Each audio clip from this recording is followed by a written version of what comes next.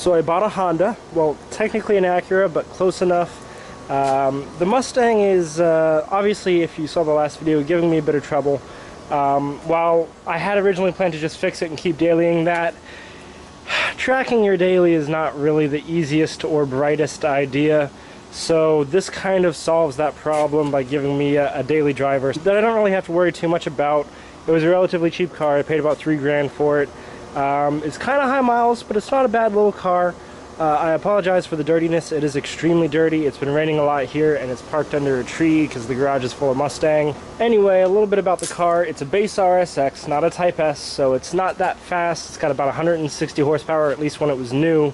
The idea is I'm just going to sell my motorcycle and daily this, and the Mustang then becomes free to kind of go closer to the track car side of the spectrum than the street car side of the spectrum. So that's really what I'm looking forward to with this. This will give me a lot more freedom to pursue cooler and more hardcore mods with the Mustang. In terms of what's happening with the Mustang right now, well, I haven't had a whole lot of time or money to work on it recently. All my money was tied up buying this. I needed a car for the time being, and the Mustang is going to cost a decent amount to get back on track, if you will. But there is some stuff happening with that, and I'll give you a little sneak peek real quick. That is a main hoop, and it's for a half cage that we're about to put in. So you can see what I mean when I say it's kind of going closer to the track side, and you can expect videos on that hopefully pretty soon. Right now I'm kind of working on this and trying to get it all fixed up so it'll be a really good daily for me. It's been having some IAC valve issues. Hopefully this will be all fixed up soon. I'm also doing the Honda airbox mod for an extra 3 horsepower or whatever, and replacing the bushings for the shift linkage because the shifter's pretty sloppy. Other than that, we've got a little bit going on inside. I'll just show you around real quick. As you can see, it's a basic interior, just cloth seats, but they've got kind of these faux suede bolsters, which is nice. It's in pretty decent shape considering it's got a little over 200,000 miles on it.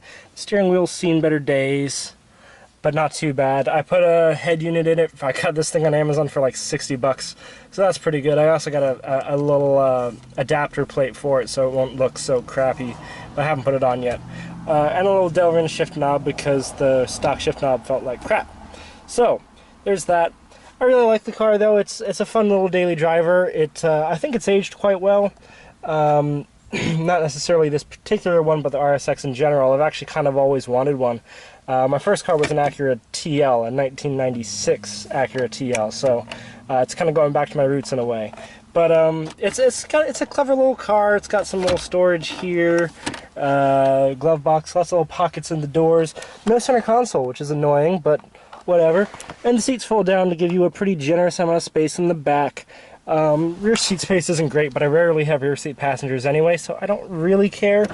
And you know, it's really not the end of the world to not have room for passengers, to be honest.